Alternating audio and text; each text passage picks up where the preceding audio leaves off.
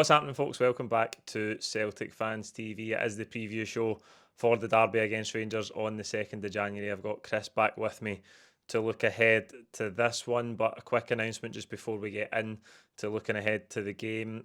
Celtic Fans TV is now on Substack, so if you haven't had enough of the video content, you can now get some written content from Celtic Fans TV, so I'll link it up in the description. Go over, read the first article, subscribe as well if you want. It's absolutely free. And Chris, I suppose we should start by looking back at the last time you were on. It was to preview the League Cup final. It was dramatic, chaotic. We came out on the right side of it in the penalty shootout in the end. But what did you make of that game? I'll sum it up for you in 6 words, Paul, or maybe 4. Winners win, losers lose. That's honestly how it goes, right? We found a way to win that game because we have a culture and a winning mentality at the club, and our not so great rivals across the city, Rangers, just have the opposite, right? Their culture right now, I think the attitude, that may change after the game on the 2nd because it's an away game, it's a tough fixture, but you can just clearly see that we just will find a way to win a game even when we don't play our best. We were very poor in the first half, and I'll give some credit to Rangers in terms of the way that they set up to try and press us, and they definitely had a different shape in the midfield, and that really did cause us some problems. But we were not at our fluent best at all. We were slack. I thought we were a little slow with the ball. Our tempo wasn't the usual, and after we came out in the second half, getting the 2 quick goals to get us back in front, I felt at that point we were going to go on and win the game 3-1. But it was just one of those games where we didn't defend very well. Unlucky for the second goal. Kyogo takes it away from Casper. Then we go ahead and score with 2 minutes to go. And you think, yeah, that's it. And then 21 seconds later, it's 3-3. Nothing in it in injury time, and then 5 absolutely superb penalties. Like as good a penalty shootout as I can remember in my lifetime, because we've had some not so great penalty shootouts, a la Aberdeen Scottish Cup final many years ago, probably before you were born, Paul, if I'm honest. Valencia is the one that stands out in my head. Yes, that was not a great penalty shootout either. So just delighted that we found a way to win. And honestly, when you go into a cup final, because look at the last 2 cup finals, I said in both of those preview games that I thought the games would be close. I didn't feel like we were going to run away with it. And that's exactly how they bore out a 1-0 win with a late Ida goal, a 3-3 tie after extra time, and we win 5-4 on penalties. Like, it doesn't matter when the 50 years from now, when you look at the record books, all it's going to say is Celtic won those 2 trophies. Yeah. And that's really all that matters. And those are the 2 trophies that tied and surpassed the world's best 118 trophies. So it's Martin said it recently, and I will 100% echo, what a time to be alive as a Celtic fan. Like, there are generations of Celtic fans watching our content that didn't live through the 1990s when Rangers were the absolute dominant force. Like, I grew up in high school during that time, Paul. It was miserable. I am loving and not even taking for granted for 1 minute what we are actually living through. And I think every Celtic fan needs to embrace it. Who knows how long it will last, but this is just a magical time to be a Celtic fan.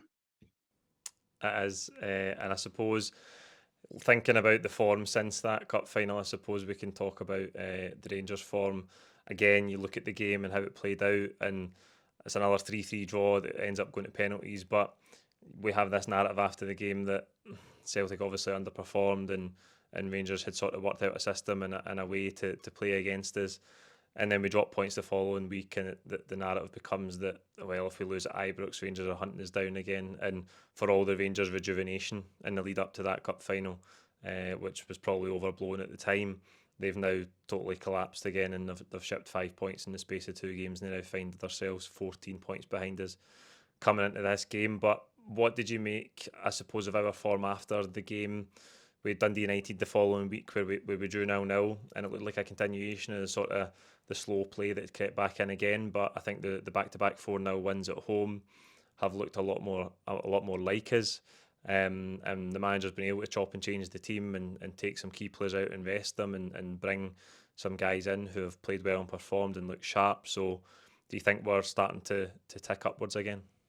I definitely do, but I said this to you before, Paul. I think the main driving force behind the challenge of our performances is just the sheer number of fixtures, right? When you look at the December and now even right through January and into a portion of February, the amount of games that we have to play, it is absolutely impossible to maintain that kind of level. And that's the hard part, right? Is we have been so spoiled for the football that we have seen predominantly at the club for the last 13 years, right? It's at times we've had scintillating football, both spells under Rodgers. The spell under Postecoglou was absolutely phenomenal. So we've been spoiled, right? And then, but when you really boil it down, we've conceded 4 goals in the league this year. Scored 10 for every one we've conceded, as we've talked about on the channel. It's unbelievable. The levels are absolutely incredible. So you're always competing against the level, you're competing against the fixtures, and you're also competing against illness, right? There was some illness for the game against Dundee United. Manager was forced to make a significant number of changes. And again, kudos to Martin. It's okay to draw 0-0 away from home at Tannadice when you've only dropped 2 points in the entire season and you've only shipped 4 goals. So I think those are the major factors, Paul. Obviously, we want to play well and see good football every game. But part of being a championship and a consistent championship winning team is you have to find ways to win games when you're maybe not playing well. And maybe you'll have a good 45 minutes and maybe you'll have a not so good 45 minutes. Just try to look at it in the big picture, which is what Brendan Rodgers said. I'm looking at the big picture, right? And I have to protect the players and the environment because we have so many games. They come thick and fast every 3 days for 2 months, basically, is the way we're going, every 3 or 4 days. So I'm okay if we have a subpar performance. The cup final performance doesn't matter because we lifted the trophy. Mentally, it's a huge challenge to come back and play a game. You've got players out. So, yeah, we dropped a couple of points. But I thought in the last 2 games, there were significant spells. And I'll say it because it's been said. Nicholas Kuhn is probably the most pivotal player we have in our team because, along with Alistair Johnston, and Kenny referenced this in the post-match pint, the way that those two can influence the game for us is very, very telling, Paul. And I thought Valle and Maeda had a similar effect in the last game there against St Johnstone, where you can, and all due respect, St Johnstone obviously struggling this year, but it's remarkable when we really get our width correct and the tempo matches the width. We are very, very difficult to play against at any level. Like we went 2024 calendar year, we lost 2 games, a 10-man controversial loss to Hearts at Tynecastle, and we lost to the Champions League finalists. That is absolutely remarkable. That's the greatest calendar year of football in my 43 years of life, and I've been a Celtic fan for probably about 35 of those, Paul. That's the type of level that we're consistently striving for, and that's what sets us apart from any other team in Scotland and sets us miles apart from Rangers. Miles. Yeah, the consistency has been incredible. That's something that I wrote about actually in that first Substack article that we did, that how Brendan Rodgers has the team playing this season, but the consistency has been incredible. The way that we've defended, attacked, you've referenced the only 4 goals conceded in the league campaign so far. We've been absolutely incredible. Chris, one of the subplots and one of the sort of narratives that coincides with these games now as the record of Brendan Rodgers in this fixture, having only lost one of 20 meetings against Rangers. And I thought it was interesting. It played a big role in the pre-match press conference today. I think he was asked 4 or 5 questions that referenced the record. Almost like the journalists are needing to change the record, actually, because you can tell he always answers it in a very similar vein. But the key thing from Brendan Rodgers' point of view and how he's dealt with the media this season, I think, is that he's been keeping notes from last season when people were criticising the style of play, the approach, the tempo, the lack of, I suppose, speed in the attacking play for most of the season. And it was interesting at the weekend, did you see his BBC interview where the journalist has rhymed off all the stats to him about 52 goals scored, 4 conceded, and he says, "I no bad for a team that doesn't play attacking football with no tempo." And then I thought today again, he's having another wee dig, I presume, at the journalist when he's talking about being empathetic towards other managers and saying that sometimes you have to bite your tongue because you're being questioned by people who couldn't manage their way out of an empty room.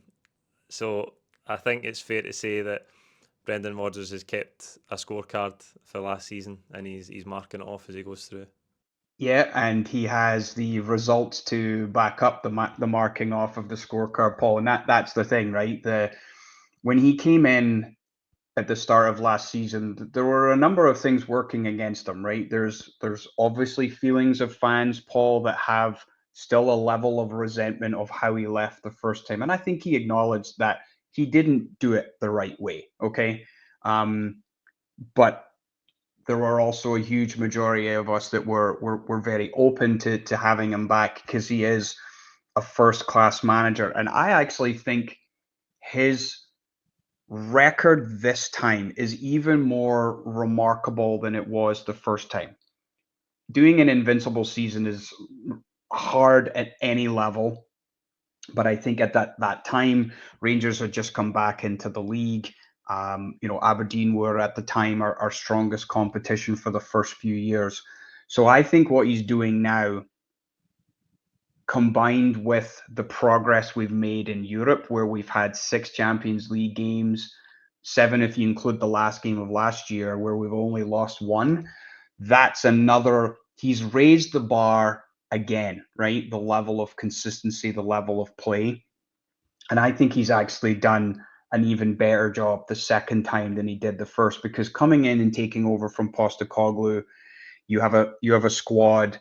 They had Ange has a very, very specific way of playing, and Brendan had to kind of slowly undo that, but at the same time get the team to start playing his way, to have a stronger, more consistent performance whilst bolstering the squad with the type of quality that we need to do well in the Champions League. So I give him more credit, and who knows how this year will play out, Paul, right? I'm not going to say we'll have another invincible season. That would be amazing. But just for me, if we make it to the next stage of the Champions League, we've got the first trophy in the bag. The league, we're 14 points clear, irrespective. Even if we were to lose the game on the second, we still have an 11-point cushion. And I know we are by far the superior team. We're in an incredible position. So I give him an absolute ton of credit. So he is entitled to keep those notes, because for people to question him, he was a Steven Gerrard slip away from winning the Premier League with Liverpool. He took Leicester to the FA Cup final and won, multiple top 6 finishes. Yes, did he get relegated? Absolutely. And is that something he'll look back on with probably a lot of regret? I'm sure he will. But that's football, right? As good a manager as you can be sacked if certain things happen as part of the culture. And he talked a lot about the culture today in his pre-game press match conference, Paul. And I really do believe that is one of the key things that we have over everybody else. And one of the other comments he made just talking about that conference was that you win on the training field. Like, that's where the game is won. The preparation, the tactics, the analysis, the food, the sports science.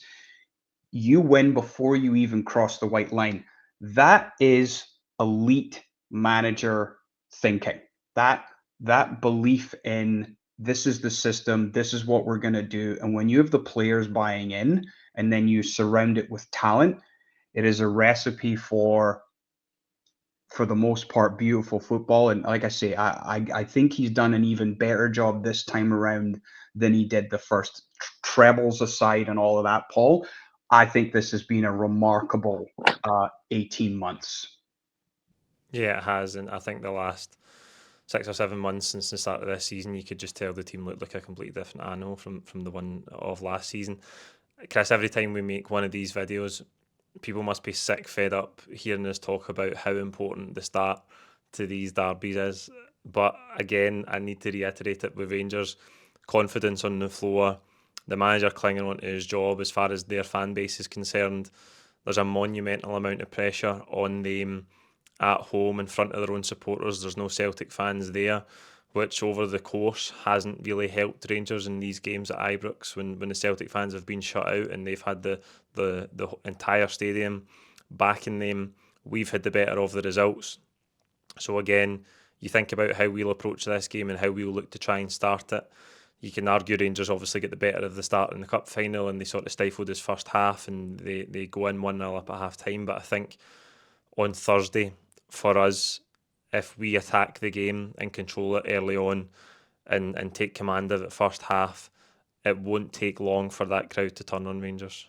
No, not at all, Paul. And I think there are injury issues as well at the back. Like we need to look at the the advantage when the two teams come out is that Maeda, Kyogo, and Kun against their makeshift back three, which is probably going to be proper Sterling and King, because it sounds like Tavernier has picked up some kind of mystery injury. I think it's because he sees Dyson Maeda in his sleep and Dyson lives rent free in his head.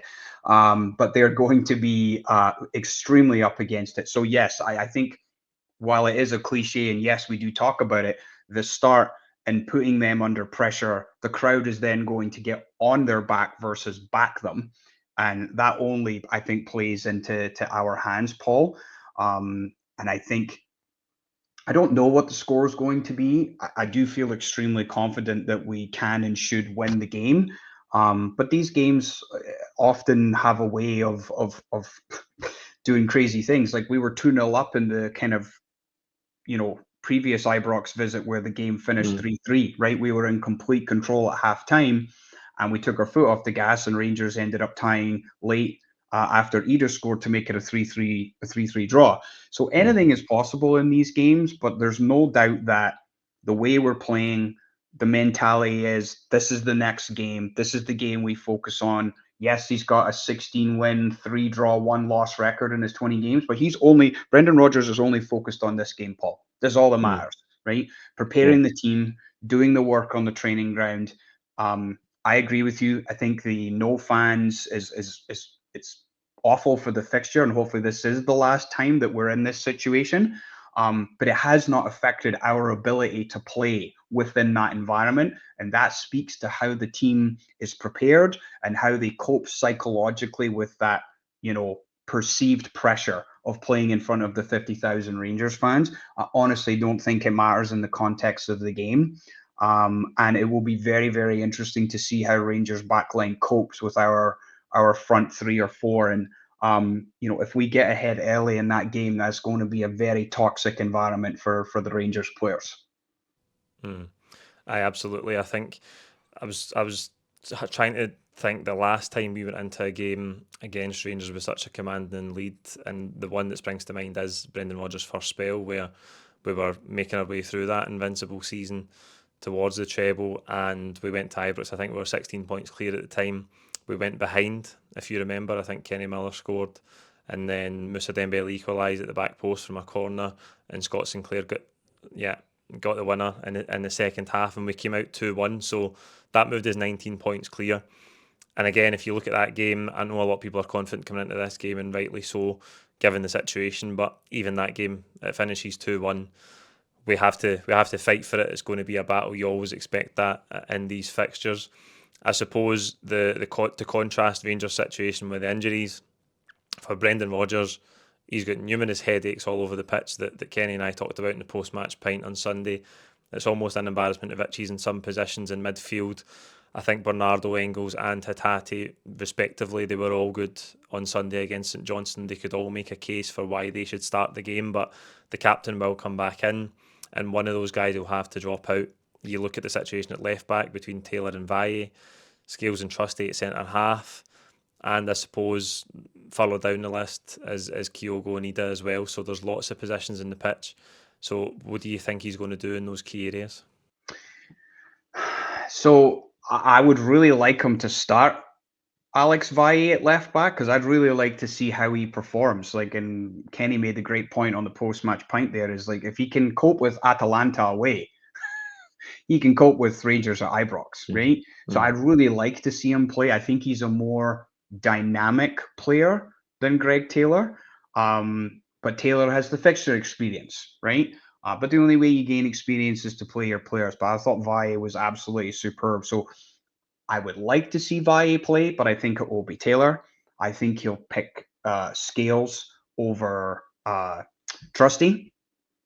From a midfield perspective, I think it's McGregor, Hatate, and I actually think he'll go with Engels. But Bernardo, if he picks Bernardo, I'd have absolutely no problem with that. But I feel like Engels' confidence has really grown over the last few games, and his ability at the set piece and his ability to cross and find those pockets, I think is, and mind you, Bernardo played an absolutely beautiful pass into Maeda for the fourth goal on the weekend. So there really isn't a drop off no matter who you pick, right?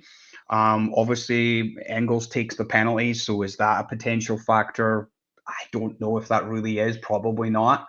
And then there's no decision up front. It's Kyogo over Ida 100%. The wee man scored twice on the weekend. His confidence is going to be up.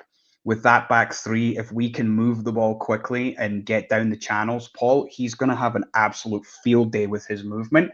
So that's really, that to me, I think will be the team. And regardless, Valle, Taylor, no concern. Engels, Bernardo, no concern. And I think it will be Kyogo over Ida for sure.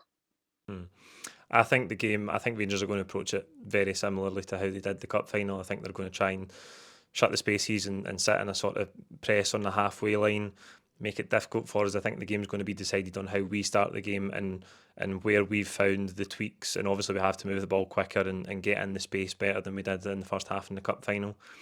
I think that the wee tweaks that Brendan Rodgers can make about having seen that Rangers set up, how to play around it, is going to determine the outcome of the game. Chris, I suppose the last thing we always end these videos on is how you feel this one will play out. Yeah, I think I've got all the winners or scoring draws pretty much correct. I mean, I did say 2-1 Celtic in the cup final. I think it will be 3-1. 3-1 to the green and white, to be honest, Paul. I think, Rangers may get a goal at some point in the contest, but I do really like us to win. And I am also willing to say, if you're a betting person, put your money on Kyogo anytime goal scorer. I just have a feeling he is going to score. Because I think he's just due for another one in these fixtures, and I think the setup in terms of who he's playing against is absolutely perfect for him to bag himself a goal. So if you fancy a wee punt, take Kyogo anytime goal scorer. But yeah, I'll go with 3-1 Celtic, and I think we didn't talk about it, but really briefly, Paul, I think the pressure on Clermont is just it's absolutely massive what he is facing right now. Their fans are just calling into question everything that they're doing around their sports science, their selections. It's just like, and if you combine that with us getting a strong foothold in the early part of the game, including a goal, Paul, then if he loses this game and they're 17 points behind in January, there's only one outcome. He's going to get his pink slip for sure. You would think so. That is it for the preview show. This is the last video before New Year, so I want to wish you all the best for 2025. Thank you for all the support through the year. It's been absolutely amazing, as always. Give us your own thoughts on the game below. Please don't forget to subscribe, and I'll be back with you tomorrow on New Year's Day with the starting 11 prediction. Thank you.